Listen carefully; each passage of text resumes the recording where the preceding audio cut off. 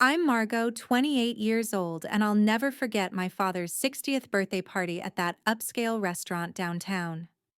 In front of 50 family members and friends, he stood up during his toast, pointed directly at me, and screamed those crushing words. Dressed in my designer suit, I calmly stood, raised my champagne glass, and said, "Thank you, Dad. That's exactly what I needed to hear." Again. The room fell silent. No one knew I was now CEO of a tech company worth millions, or that this moment would trigger the final unraveling of our family's darkest secrets. Before we dive into this incredible journey, I want to know where you're watching from today. If you've ever been told you weren't good enough by someone who should have believed in you, hit that like button right now. Subscribe and ring the notification bell, because this story of triumph over family betrayal will show you that sometimes the greatest gift toxic people give us is showing us exactly who not to become. Let's begin this wild ride together. Growing up in the Morrison household meant living in the shadow of my older brother Jason, the perpetual golden child, who could do no wrong in our father Richard's eyes. Richard was a successful lawyer with a corner office downtown, the kind of man who measured worth in billable hours and status symbols, who believed children existed to enhance his reputation at the country club. My mother Linda floated through our lives in a haze of afternoon wine and prescription pills, always perfectly dressed, but emotionally absent, her greatest skill being the ability to look the other way when Richard's cruelty peaked. Jason was everything our father wanted in a son: tall, athletic, charming, following the predetermined path to investment banking without question. Then there was Emma, our younger sister, born when I was 8, who became our parents' do-over child, the one they'd get right this time. And in the middle was me, Margot, the disappointment who dared to struggle with reading and numbers that seemed to dance off the page. The comparisons started early and never stopped. When Jason brought home straight A's, he got a new bike and dinner at his favorite steakhouse. When I managed to pull my grades up to B's after staying up until 3 in the morning every night, Richard would glance at my report card and say, "Well, I suppose not everyone can be exceptional. At least you're trying." He'd then toss the report card in the trash while I was still standing there, as if my efforts were literally garbage. Every achievement I managed was minimized or credited to luck. When I won the science fair in 8th grade with a project on computer programming, Richard told his colleagues I must have had help, that girls simply weren't naturally inclined toward technology. When I was elected class treasurer, he laughed and said they probably felt sorry for me. When I taught myself to code and built my first website at 14, he called it playing with computers and demanded I focus on real subjects. The family dynamics were carefully orchestrated by Richard, who pitted us against each other for scraps of approval. He'd praise Jason in front of me, then whisper to me about Jason's failures when he wasn't around, creating a toxic cycle of competition and resentment. Linda participated by maintaining the facade, always ready with excuses for Richard's behavior. "Your father just wants what's best for you," she'd say, refilling her wine glass with shaking hands. At 16, after years of struggling in school, despite studying twice as hard as my siblings, a perceptive teacher suggested I get tested for learning disabilities. The diagnosis was clear: dyslexia. Finally, I had an explanation for why words swam on the page, why numbers reversed themselves, why I had to work so much harder than everyone else. When I brought the diagnosis home, hopeful that now my parents would understand, Richard's response was swift and brutal. "Dyslexia is just an excuse for lazy people," he said. "You're not disabled, Margot. You're just not as smart as your siblings. Accept it and move on." The real cruelty wasn't just in his words, but in how he used my diagnosis against me. At family gatherings, he'd make jokes about my special needs and suggest that maybe I should consider more realistic career goals like retail or food service. Jason picked up on this and started calling me Special M when our parents weren't around, though they definitely heard and never corrected him. Despite everything, I fought my way through high school, teaching myself strategies to work around my dyslexia, recording lectures, using colored overlays, creating complex organizational systems. When the acceptance letter from MIT arrived, I thought finally, I had proof that I was worth something. I ran to show Richard, my hands shaking with excitement. He read the letter slowly, his face expressionless, then looked up and said, "Diversity quotas. They need to fill their disabled student slots somehow." Linda nodded along, adding, "Don't get your hopes up too high, dear. MIT is very challenging even for normal students." The first major betrayal came 2 months before I was supposed to leave for MIT. Jason approached me with an investment opportunity. Some startup his friend was launching that was guaranteed to triple any investment within a year. He needed $50,000. When I laughed and said I didn't have that kind of money, he grew serious. "Mom and Dad set aside college funds for all of us," he said. "I've already used mine for this. If you really believe in family, you'll let me borrow yours. I'll pay it back with interest before your second semester." I said no, of course. But Jason went to our parents with a story about how I was being selfish, how I was abandoning family values, how this investment could set up our entire family for generations. Richard called me into his study that night. "Jason has a real opportunity here," he said. "You can take out student loans like everyone else. This is about family, Margot. Don't be selfish." When I refused, he didn't ask again. He simply transferred the money to Jason without my permission since he was the account custodian. "You'll thank me when Jason makes us all rich," he said. 3 months later, Jason lost every penny gambling in Atlantic City. The investment opportunity, nothing but a cover story. There was no apology, no acknowledgement, just Richard saying I should have known better than to expect him to keep education money for someone who would probably drop out anyway.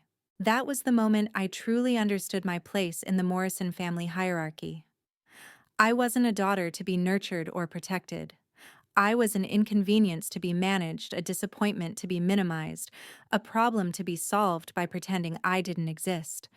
But Richard had made one crucial mistake in his cruelty he had given me, the perfect motivation to prove him wrong, though neither of us knew it yet. With my college fund gambled away by Jason and my parents refusing to co-sign any loans because it would affect their credit score, I did what I had to do. I enrolled in community college and worked 3 jobs: morning shift at a coffee shop starting at 4:30 afternoon tutoring high school kids in basic computer skills, and night stocking shelves at a grocery store. My days began at 4 in the morning and ended at midnight, leaving me 4 hours to sleep and whatever stolen moments I could find to study. Richard found my situation amusing. When relatives asked about me at Thanksgiving, he'd say, "Oh, Margot's finding herself in community college. Not everyone's cut out for real universities." Meanwhile, he bragged endlessly about Jason's internship at Goldman Sachs and Emma's early acceptance to Johns Hopkins for pre-med. Linda would pat my hand sympathetically and whisper, "At least you're pretty, dear. You'll find a nice husband." After 2 years of brutal work and perfect grades, I managed to transfer to the State University's computer science program. The workload was insane, especially with my dyslexia, but I had developed coping mechanisms and an iron will. I started building apps in my spare time, teaching myself languages and frameworks that weren't even part of the curriculum. My professors took notice, and one connected me with a local tech incubator. At 22, I launched my first startup, an app designed to help dyslexic students navigate course materials using innovative visual and audio cues. It was personal, it was needed, and it was mine. I had scraped together $5,000 from my jobs and found a potential investor willing to put in $50,000 for 30% equity. The meeting was scheduled for a Tuesday afternoon, my chance to finally break free from survival mode and build something meaningful. The night before the meeting, Jason showed up at my tiny apartment. He looked rough, sweating despite the cool weather, his usually perfect hair disheveled. "I need your help," he said. I've gotten into some trouble at work. There's this small issue with some trades I made, and if I don't cover them by tomorrow, I'll lose everything. He needed $20,000. When I told him I didn't have it, he said, "But you have that meeting tomorrow. Just ask for extra funding. Tell them it's for development costs." I refused, and Jason left angry. The next day, I arrived at the investor meeting to find Jason already there chatting with my potential investor in the lobby. My stomach dropped. With a sick smile, Jason introduced himself as my business partner and proceeded to tell the investor about my history of mental health issues, my learning disability that makes her unreliable, and how the family was concerned about her ability to handle money responsibly. The investor listened politely, then told me he'd need to think about it. I never heard from him again. My app never launched. Without funding, I couldn't afford to continue development while working 3 jobs. But Jason's sabotage went even deeper. I started getting calls from credit card companies about missed payments on cards I'd never opened. When I investigated, I discovered Jason had been using my social security number to open accounts racking up over $40,000 in debt in my name. My credit score was destroyed, making it impossible to get any business loans or even rent a decent apartment.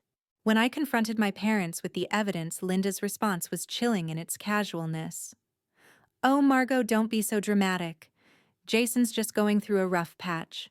Family helps family. We'll work it out." She knew. She had known all along.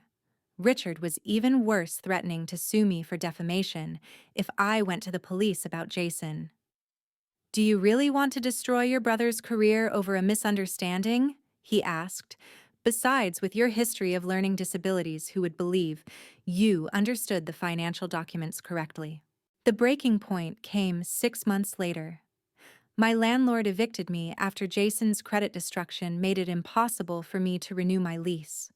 For 2 months, I lived in my beat-up Honda Civic, showering at the gym, where I'd managed to keep a membership, storing my possessions in a storage unit I paid for daily because I couldn't afford the monthly rate.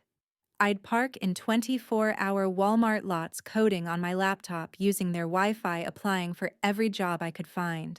It was in that Walmart parking lot at 3 in the morning, exhausted and broken, that I met Sarah Chen. She pulled up in a Tesla and parked next to me, then knocked on my window. I was terrified, but she held up a business card. "I'm a venture capitalist," she said.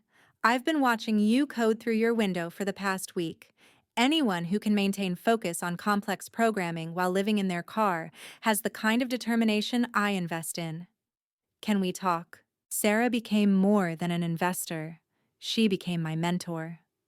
She saw past the destruction my family had wrought and recognized the fire they had unknowingly forged. When she learned about my first app idea and why it failed, she said something that changed my life. "The best revenge against people who try to destroy you is to build something they could never imagine. Let's build it bigger." The second betrayal came just as my new startup was gaining traction. We had a working prototype, early user testing was phenomenal, and Sarah had helped me raise $2 million in seed funding. That's when my parents played their cruelest card yet.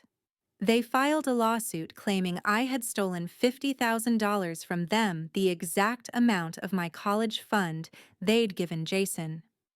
They produced documents suggesting I had manipulated them into releasing the funds under false pretenses when I was 18. The documents were forgeries, of course, but sophisticated ones created using Richard's legal connections. They demanded I sign over my shares in the new company to settle the debt or face criminal charges. Richard personally delivered the papers to my office in front of my entire team. "This is what happens when you forget where you came from," he said. "Sign them or I'll make sure you never work in tech again." That night, I sat in Sarah's office, the legal documents spread across her desk. "They want me to give up everything," I said, my voice hollow. Sarah studied the papers, then looked at me with a fierce smile. "They want a war. Let's give them one. But we're going to fight smart, not dirty. First rule of startups, Margot, document everything. Second rule, Never let them see you bleed. I refused to sign Richard's documents, and with Sarah's legal team behind me, I went completely no contact with my family for a year. It was the hardest and best decision I'd ever made. Without their constant psychological warfare, I could finally focus on building something extraordinary. The app we developed wasn't just for dyslexic students anymore. It had evolved into a comprehensive AI-powered mental health platform that could identify and support various learning differences and mental health challenges. We called it MindBridge, and it used advanced pattern recognition to adapt to each user's unique needs, providing personalized coping strategies, connecting them with resources, and creating supportive communities. For someone like me, who had struggled alone for so long, building a platform that ensured others wouldn't have to suffer in silence became my mission. Sarah's initial $2 million investment was just the beginning. As we hit our metrics and user testimonials poured in, more investors took notice. The company grew faster than even Sarah had predicted. Within 6 months, we had 50,000 active users. By the end of the year, we'd crossed 500,000. We were genuinely changing lives, with users sending messages about how MindBridge had helped them graduate college, save their marriages, and find hope when they had none. Every success story healed something in me that my family had broken. Then Jason appeared at my office. I hadn't seen him in over a year, and the golden boy was barely recognizable. His expensive suit was wrinkled, his face gaunt, and his hands shook slightly as he fidgeted with his phone. Security called up to ask if they should let him in. I almost said no, but curiosity won.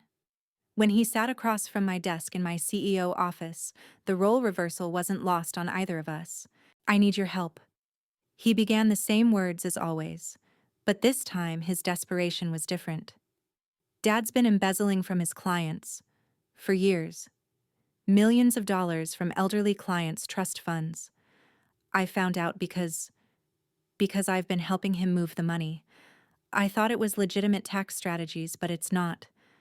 The FBI is investigating. I'm going to prison, Margot. We all are." My first instinct was to feel vindicated. My second was to throw him out. But then he said something that stopped me cold. "Emma knows too. She's been having panic attacks, can't sleep, can't eat. She dropped out of med school last month, and Mom and Dad disowned her when she refused to lie to the investigators about what she knew. She's staying with a friend, but she's running out of money. She needs help, and you're the only one who got out clean." The moral dilemma nearly broke me. These people had tried to destroy me at every turn, but Emma was barely 22, still young enough to escape the family poison if given the chance. That night, I called the number Jason had given me. Emma answered on the first ring and broke down crying. Through her sobs, she told me about years of psychological manipulation. I hadn't even known about how our parents had used her as a weapon against me, forcing her to spy and report back, threatening to withdraw support if she showed me any kindness. "I'm so sorry," she kept repeating. "They made me choose between you and my education. I was weak. I chose wrong. I chose them, and now I've lost everything anyway." I heard my own story, and her words recognized the familiar pattern of control and cruelty. The decision was made. I told her to pack her things and gave her my address. The third betrayal came as I was helping Emma rebuild her life. She'd been with me for 2 weeks, starting therapy, beginning to smile again, when Linda showed up at my apartment with a sob story. Richard was being difficult, she claimed. She needed somewhere to stay for a few days, just until things calmed down. Emma begged me to let her in, still programmed to protect our mother despite everything. I should have known better. On the third night, I woke up to find Linda in my home office, my company laptop open, USB drive inserted, copying our proprietary code and client lists. When I confronted her, she didn't even try to deny it. "Your father needs this to bargain with," she said calmly, as if stealing my life's work was perfectly reasonable. "You have so much now, Margot. Don't be selfish." I called the police and had her arrested for corporate espionage. The look of shock on her face when the officers put her in handcuffs was almost worth the years of pain. Emma watched from the hallway, finally seeing our mother for who she really was. The next morning, a cease and desist letter arrived from Richard's law firm claiming that the name Mindbridge belonged to him because he had inspired my work through his innovative parenting techniques. It would have been laughable if it wasn't so twisted. But Richard had made a crucial error. His ego had made him sloppy, and his desperation made him reckless. He didn't know that every interaction I'd had with my family for the past 2 years had been recorded, every threat documented, every lie cataloged. Sarah had taught me well. In business and in life, evidence is everything.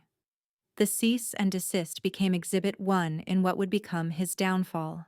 The local news picked up the story of a successful young CEO whose own parents were trying to steal her company. Richard tried to spin it, giving interviews about an ungrateful daughter who had abandoned family values. But public opinion wasn't on his side. Mental health advocates rallied around Mindbridge, and our user base actually grew from the publicity. Every attack he made only strengthened our position. Then came the moment that changed everything. 3 board members suddenly resigned, citing concerns about leadership stability. All 3 had received anonymous tips about my mental health issues and history of theft. The remaining board called an emergency meeting, and for the first time since starting Mindbridge, I felt the walls closing in. Sarah stood by me, but even she looked worried. We were weeks away from closing our Series B funding, a $50 million round that would value the company at $200 million. If the board lost confidence now, everything would crumble. That's when Victor Grant, a former employee who'd left 6 months earlier for another startup, reached out. "I have something you need to see," his email said. We met at a coffee shop where he handed me a flash drive. "Your father approached me when I worked for you," he said. "Offered me $100,000 to plant malware in your systems. I recorded everything. I'm sorry I didn't come forward sooner. I was scared." The recordings were damning. Richard's voice clear and arrogant, laying out his plan to destroy Mindbridge, to plant evidence of financial misconduct to turn my own employees against me. But more importantly, he detailed his own crimes, bragging about how he'd been siphoning money from client accounts for 15 years, how Jason had helped launder it through fake investment vehicles, how they'd pinned irregularities on junior associates who'd been fired and discredited. I sat in my office that night listening to my father plan my destruction with the same casual tone he'd used to order dinner. Sarah found me there at dawn, still listening, tears streaming down my face. "We have him," she said gently, taking the flash drive. "It's over. You won." But I didn't feel victorious. I felt hollow. The man who was supposed to protect me had spent years plotting my downfall, and the evidence of his hatred was digitized, cataloged, ready to be weaponized. "It's not about winning anymore," I told Sarah. "It's about survival, his, mine, and everyone caught in between." The war escalated quickly after Victor's revelation.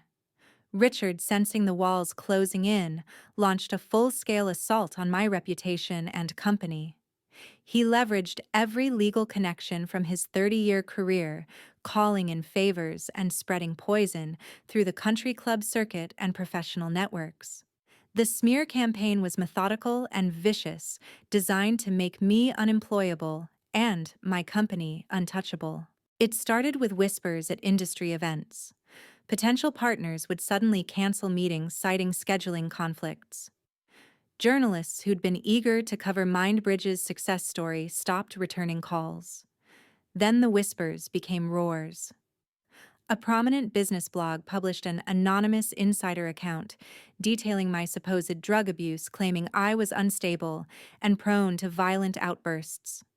The article cited my dyslexia as evidence of broader mental deficiencies, suggesting I was a puppet CEO with Sarah pulling the strings. Jason emerged from hiding to support our parents' narrative, giving a tearful interview to a local news station about how his troubled sister had always been jealous of family success, how I'd stolen money from our parents to fund my drug habit, how the company was built on lies and manipulation. He wore a perfectly pressed suit and spoke with practiced sorrow every inch the concerned brother. The reporter ate it up, never questioning why a former Goldman Sachs employee was now unemployed and living in our parents' pool house. Emma wavered under the pressure. Our parents bombarded her with calls and messages, Richard threatening legal action if she didn't return home, Linda sending long emails about family loyalty and forgiveness. One night I found Emma packing her bags. "I can't do this," she said, not meeting my eyes. "They're still my parents. Maybe if I go back I can make peace. Maybe I can change them." I didn't try to stop her. I'd learned that people have to choose their own freedom. The fourth betrayal cut the deepest.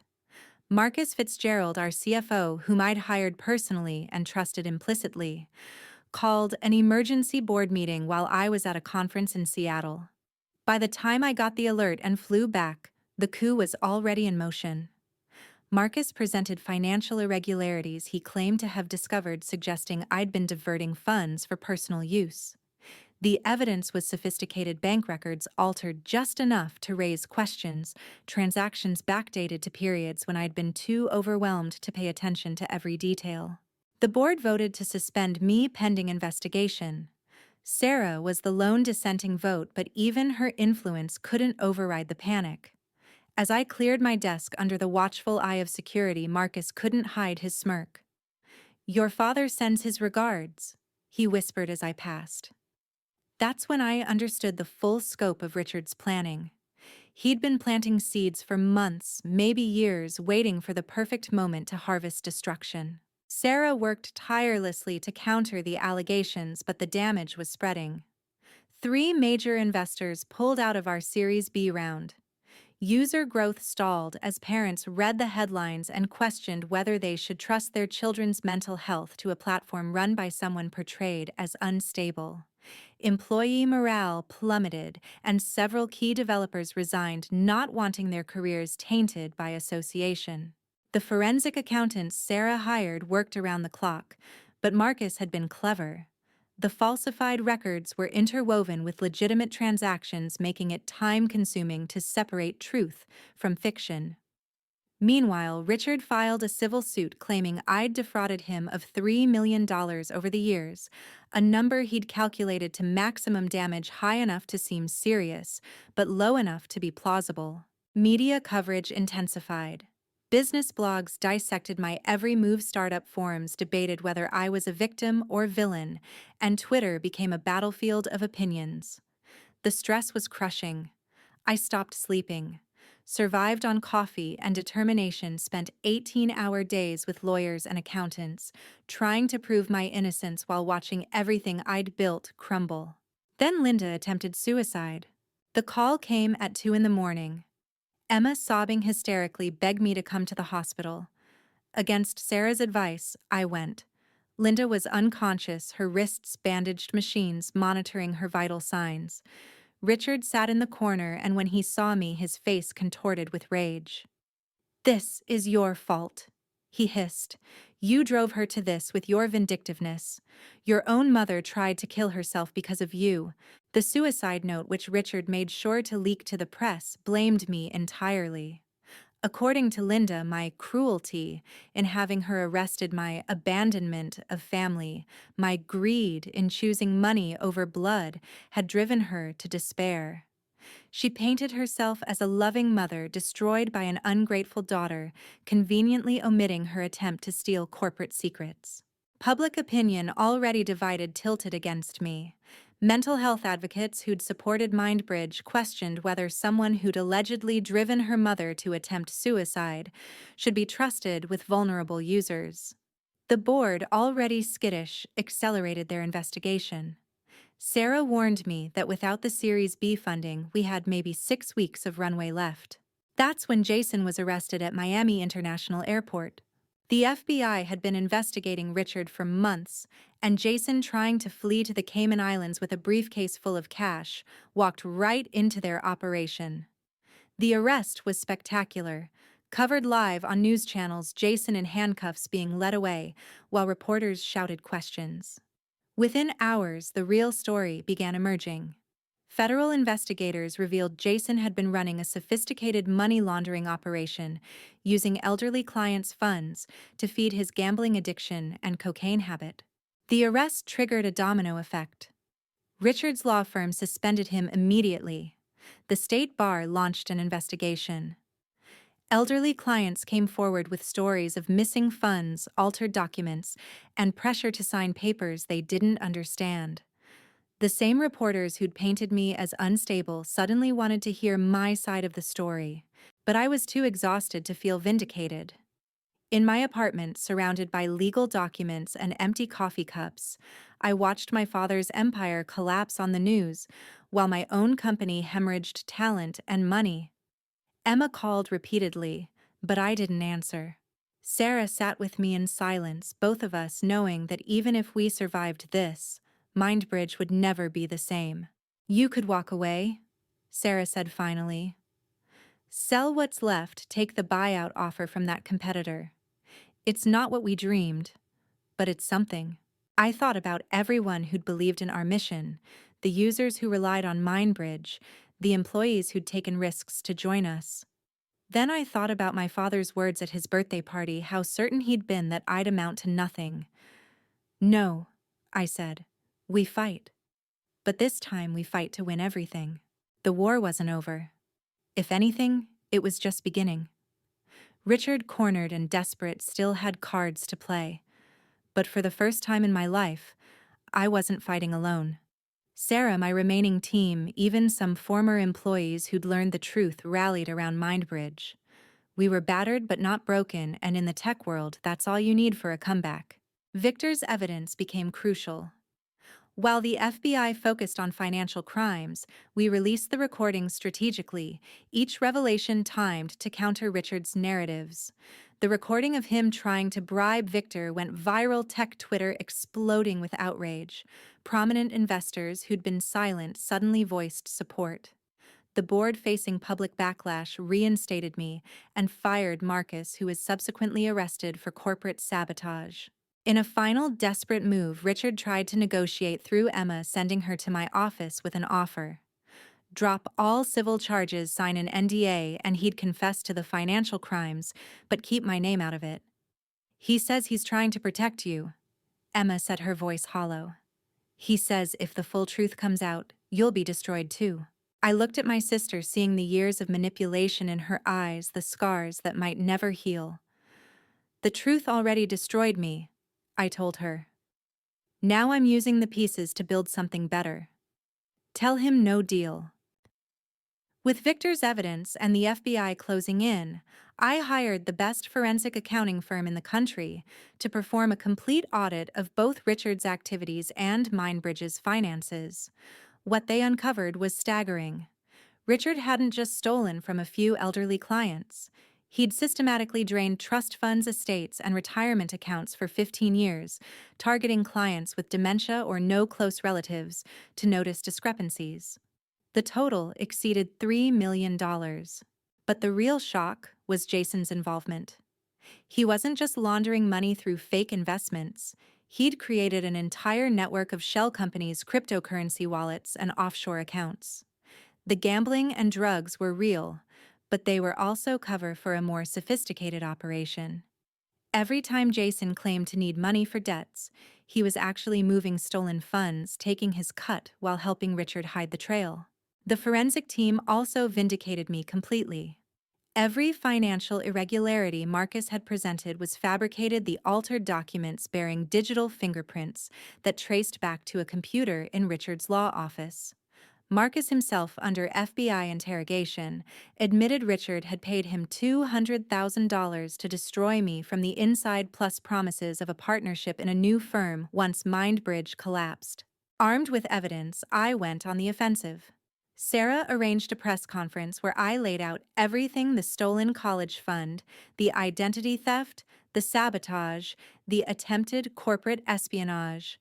But instead of focusing on revenge, I announced that Mindbridge would donate $10 million to establish a foundation supporting elderly fraud victims and would provide our platform free to any client affected by Richard's crimes. The announcement changed the narrative overnight. I wasn't the bitter daughter seeking revenge anymore. I was a successful entrepreneur using her resources to right wrongs. The media, always hungry for a redemption arc, embraced the story. Profile pieces shifted from troubled tech CEO to how one woman turned family betrayal into a mission for justice. Emma provided the next breakthrough. She came to my office one evening carrying a box of documents and a laptop. "I can't live with this anymore," she said. Her hands shook as she showed me Linda's private diary. Years of entries detailing not just the financial crimes, but the deliberate psychological warfare waged against me. Linda had documented everything: Richard's plans to sabotage my education, their strategy to isolate me from extended family, even coaching sessions on how to gaslight me effectively. But the most damning evidence was a video Emma had secretly recorded during a family meeting after my company started succeeding. In it, Richard laid out his entire plan to destroy MindBridge, with Linda actively participating, suggesting ways to make me look unstable. Jason was there too, laughing as he described how he'd plant drugs in my office if needed. The casual cruelty of their planning, the joy they took in strategizing my downfall, was chilling. I turned the evidence over to the FBI and the State Bar Association. The media storm that followed was beyond anything Richard had anticipated. National news picked up the story, framing it as a cautionary tale about toxic family dynamics and the abuse of legal power. Legal ethics experts condemned Richard's actions, calling for disbarment and criminal prosecution. Linda's suicide attempt, revealed now as a manipulation tactic after hospital staff testified she'd carefully avoided any real danger, backfired spectacularly. Public sympathy evaporated as more truth emerged. She hadn't just known about the crimes, she'd been an active participant, keeping books for the illegal transactions and coaching Jason on how to manipulate me. Then Jason broke. Facing decades in federal prison, he flipped on Richard, completely providing investigators with passwords, account numbers, and detailed records of every crime. His testimony revealed that Richard had been planning to flee the country himself, with millions hidden in Swiss accounts. The FBI froze the assets just hours before Richard tried to transfer them. MindBridge, against all odds, began to recover. The publicity, though painful, had actually increased our visibility. Users who'd experienced family betrayal or elder abuse connected with our mission more deeply. New investors emerged, drawn not just by our technology, but by our values. The Series B round, which had seemed dead, suddenly had competing offers. Sarah negotiated brilliantly, securing not just the $50 million we'd originally sought, but $75 million at a valuation of $500 million. The vote of confidence from the investment community was vindication beyond anything I'd imagined. We weren't just surviving, we were thriving. But the real victory came when elderly victims of Richard's crimes started reaching out. Using MindBridge's resources, we hired a team of lawyers to help them recover their money and provided free counseling through our platform. Watching these people, some in their 80s and 90s, finally get justice after years of being cheated, healed parts of me I didn't know were still broken. Richard's law license was suspended immediately, with permanent disbarment proceedings initiated. His partners, discovering the extent of his crimes and the liability he'd exposed them to, voted unanimously to expel him and cooperate fully with authorities. The country club revoked his membership. The society friends who'd believed his lies distanced themselves. The golden reputation he'd spent decades building crumbled in weeks. At the height of the counterattack, I received an unexpected ally. Aunt Catherine, Richard's older sister, whom I barely knew, reached out with her own story. Richard had cheated her out of her inheritance when their parents died, using his legal knowledge to manipulate the will. She'd stayed silent to keep family peace, but watching him try to destroy me was too much. Her testimony added another layer to the pattern of abuse spanning decades. Even Jason's wife, Melissa, whom I'd met only at formal family events, came forward. She revealed years of emotional and financial abuse, how Jason had gambled away her inheritance, maxed out credit cards in her name, and threatened to take their children if she left. With our help, she filed for divorce and got a restraining order. The culmination came when the U.S. Attorney's Office announced formal charges. Richard faced 15 counts of embezzlement, money laundering, and fraud. Jason faced 8 counts. Even Linda was charged with conspiracy and aiding and abetting. The trial date was set, and the prosecutor assured me they had enough evidence for convictions on all counts. Standing in my office looking out at the city skyline, I reflected on how far we'd come. Mindbridge had not only survived, but was now poised for massive expansion. We'd helped thousands of people struggling with learning differences and mental health challenges. The foundation for elderly fraud victims was operational. My tormentors faced justice. But I didn't feel triumphant. I felt empty. The family I'd once desperately wanted to please, whose approval I'd craved, was destroyed. Yes, they'd brought it on themselves, but the little girl in me who just wanted her daddy to be proud still ached. Sarah found me there, staring at the city lights. "You know what the best revenge really is?" she asked. "It's not their downfall. It's your rise despite them. Look what you've built from their cruelty. You've turned poison into medicine, helping others heal from similar wounds. That's the ultimate victory." She was right. The counterattack had worked, not because I'd destroyed them, but because I'd refused to let them destroy me. Every move they made had only strengthened my resolve, clarified my mission, and ultimately led to creating something beautiful from the ugliness they'd sown. The invitation to Richard's 60th birthday party arrived 3 weeks before the event, an elaborate card with gold embossing that must have cost more than some people's groceries. The timing was no coincidence. Richard's trial was set to begin 2 months later, and this party, I realized, was his attempt at image rehabilitation. Invite the whole family, show unity, perhaps even orchestrate a public reconciliation with his successful daughter to influence potential jurors. Sarah advised me not to go. My lawyers recommended against it. But something in me needed to face him one more time, not as the scared girl seeking approval, but as the woman I'd become despite him. I RSVP'd yes, and spent the next 3 weeks preparing for what I knew would be our final confrontation. The restaurant Richard chose was predictably ostentatious, the kind of place where the waiters explain each fork's purpose, and water comes in 5 varieties. I arrived precisely on time, wearing a designer suit that cost more than Richard used to say I was worth. Heads turned as I walked in, some recognizing me from the news coverage, others simply noting the confidence I now carried like armor.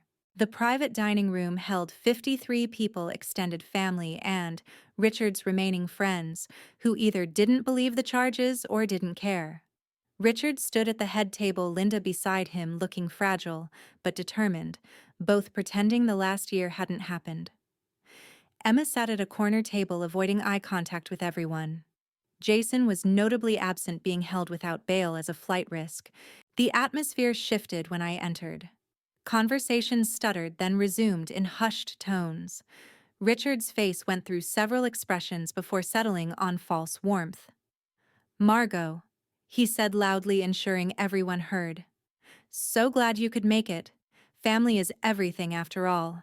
I took my assigned seat, noting he'd placed me as far from the head table as possible, while still technically being in the family section. The appetizers came and went with stilted conversation. I watched Richard work the room, the consummate performer, even now telling edited versions of truth that painted him as a victim of misunderstandings and jealous competitors. Then came the toast. Richard stood, champagne glass in hand, and began his speech about family loyalty and overcoming challenges. He spoke of his successful career, his beautiful wife, his accomplished children.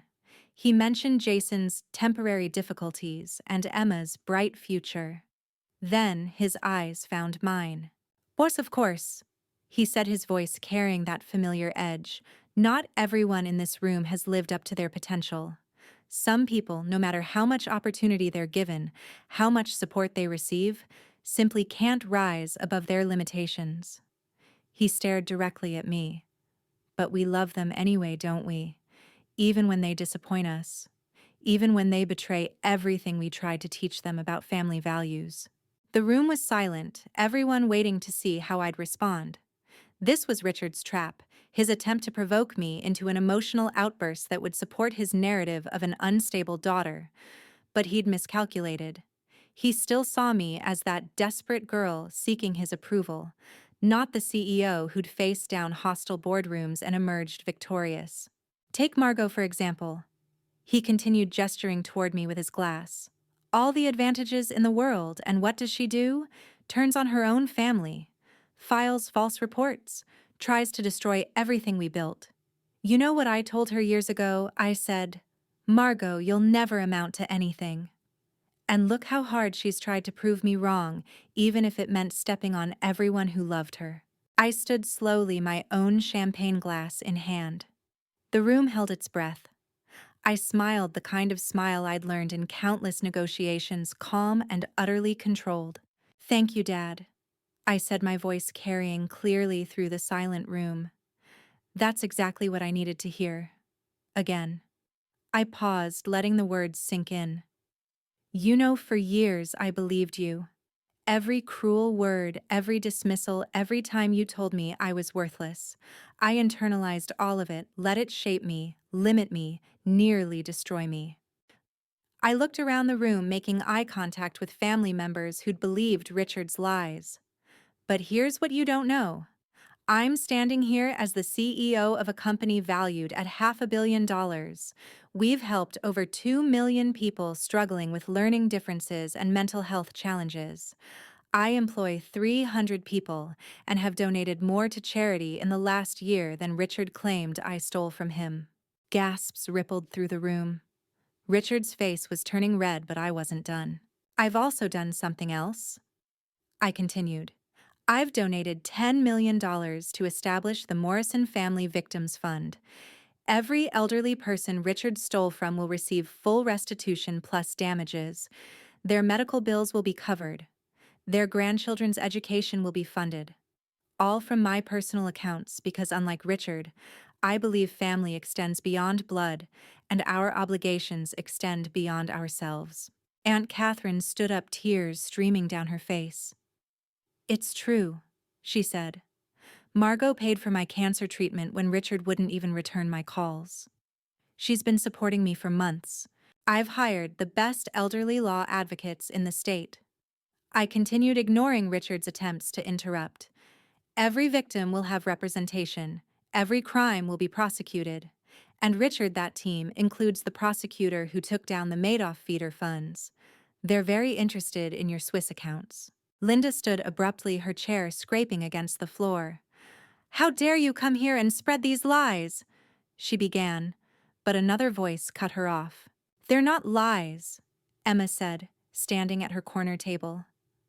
I have recordings, videos, documents, years of evidence of what you both did to Margot, what you did to me, what you did to Jason. I gave it all to the FBI. She looked at me, tears in her eyes. I'm sorry it took me so long to be brave enough. The room erupted. Richard's carefully orchestrated image rehabilitation shattered as family members began sharing their own stories. Cousin Michael talked about money Richard had borrowed and never returned. Uncle Thomas revealed how Richard had manipulated their father's will. Even some of Richard's supposed friends admitted they'd suspected something but had been afraid of his legal retaliation. Enough! Richard roared, his mask finally slipping completely. He threw his champagne glass against the wall, shocking everyone into silence. You ungrateful bitch, I gave you life. I gave you everything. You were nothing, are nothing, will always be nothing. A broken, defective mistake that should never have been born. The entire room froze. There it was. Finally, Richard's true face exposed for everyone to see. The loving father facade shattered, revealing the monster beneath. Security guards whom I'd hired knowing this might happen moved closer to the head table. You want to know what I said when he told me I'd never amount to anything? I asked the room, my voice steady despite the chaos. I said thank you, because his cruelty gave me the fuel to build something amazing. Every rejection became motivation. Every obstacle became an opportunity. He thought he was breaking me, but he was actually forging me into someone stronger than he could ever be. I turned to address Richard directly. You're right about one thing, Dad. I am nothing like you. I don't steal from the elderly. I don't destroy my children for sport. I don't measure worth in dollars or degrees. I measure it in lives changed, people helped, good done in the world. By that measure, you're the one who amounts to nothing. Richard lunged toward me, but security intervened, restraining him as he screamed obscenities. Linda collapsed into her chair, finally forced to see what everyone else now saw clearly. The party dissolved into chaos, guests, fleeing family members choosing sides, years of suppressed truth erupting at once. As security escorted Richard out, still raging, I found Emma. We stood together, sisters united for the first time in our lives, watching our parents' empire finally completely collapse. Uncle Thomas approached us, placing a protective hand on each of our shoulders. Your grandmother would be proud, he said quietly. She always said Richard's cruelty would be his downfall. She left a letter for you both to be opened when you were ready to hear the truth about your father.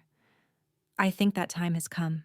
The birthday party that was meant to rehabilitate Richard's image had instead become his complete undoing, witnessed by everyone whose opinion he'd valued. But more importantly, it had become my liberation. Standing in that ruined celebration, surrounded by the truth finally exposed, I felt the last chains of seeking his approval break forever. 6 months after the birthday confrontation, I sat in the federal courthouse, watching Richard receive his sentence, 15 years for embezzlement, money laundering, and fraud. He looked smaller in his orange jumpsuit, the power suits and arrogant posture replaced by defeat. When the judge read the verdict, he didn't look at me or Emma. He kept his eyes on Linda, who sat alone in the back row, a shadow of her former self. Jason had taken a plea deal, testifying against Richard in exchange for a reduced sentence of 5 years in minimum security. His testimony was devastating, revealing not just the financial crimes, but years of Richard's psychological manipulation. He made us all compete for scraps of approval, Jason said on the stand. He taught me that winning meant someone else had to lose. I lost my soul trying to win his love. Linda received 3 years probation and mandatory therapy after her lawyers successfully argued she was also a victim of Richard's coercive control. The judge ordered her to attend intensive counseling and perform community service at a shelter for domestic abuse victims. It was there, serving women who'd escaped controlling partners, that Linda finally began to understand what she'd enabled. Emma thrived in her new role as head of user experience at Mindbridge. Free from our parents' toxic influence, she discovered her own brilliance, leading initiatives that doubled our user engagement. She started therapy, confronting years of manipulation, and slowly learned to trust her own judgment. Watching her bloom was one of my greatest joys. Mindbridge reached unicorn status on a Tuesday afternoon, crossing the $1 billion valuation threshold. Sarah and I celebrated quietly in her office, reflecting on the journey from a Walmart parking lot to Silicon Valley success story. We'd helped 5 million users, and counting, created tools that made education accessible for learning different students, and built support networks for abuse survivors. The elderly victims Richard had defrauded all received full restitution from the fund I'd established, plus additional support for healthcare and family needs. Many wrote letters thanking me, sharing how the theft had impacted their lives and how the restoration had helped them heal. Mrs. Chen, 93 years old, sent a photo of herself at her great-granddaughter's graduation, an event she could attend because we'd covered her medical expenses. I established the Learning Differently Scholarship Fund, providing full college scholarships for students with dyslexia and other learning differences. The first recipient was a girl named Maria, who reminded me of myself, brilliant but struggling in traditional education systems. When she graduated summa cum laude 4 years later, she sent me her diploma with a note for the girl who was told she'd never amount to anything and prove them all wrong. The letter from my grandmother, which Uncle Thomas had saved for 25 years, revealed the full extent of Richard's pathology. She'd recognized his narcissistic tendencies, early tried to get him help, but he'd refused.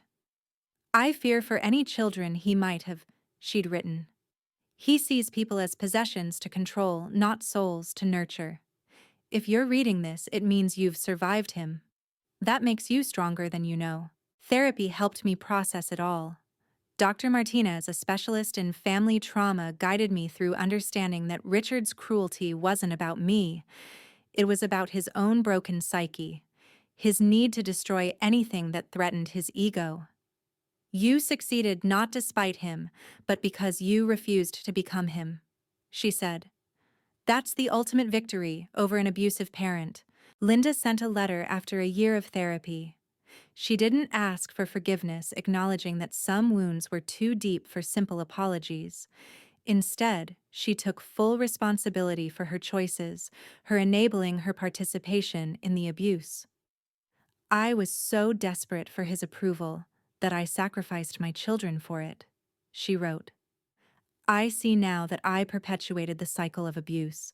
I'm working every day to understand why and to ensure it ends with me. Emma and I decided together whether to respond. We chose to acknowledge the letter but maintain boundaries. Healing didn't require reconciliation, and we were under no obligation to absolve someone who'd participated in our destruction, regardless of their current remorse. MindBridge continued to grow, but my focus shifted to the foundation work. We expanded beyond elderly fraud victims to support all forms of family financial abuse. We created resources for people escaping toxic families, practical guides on everything from opening bank accounts without parental access to rebuilding credit after identity theft. At Emma's wedding to her partner David, a kind software engineer who treated her like gold, I walked her down the aisle. Neither parent was invited, a decision that brought relief rather than sadness. The ceremony was small, filled with chosen family and true friends.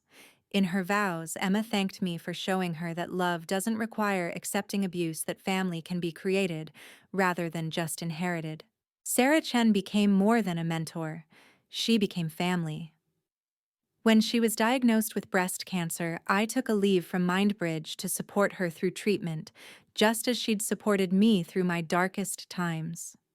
She recovered fully and used the experience to add cancer support resources to our platform, helping millions more.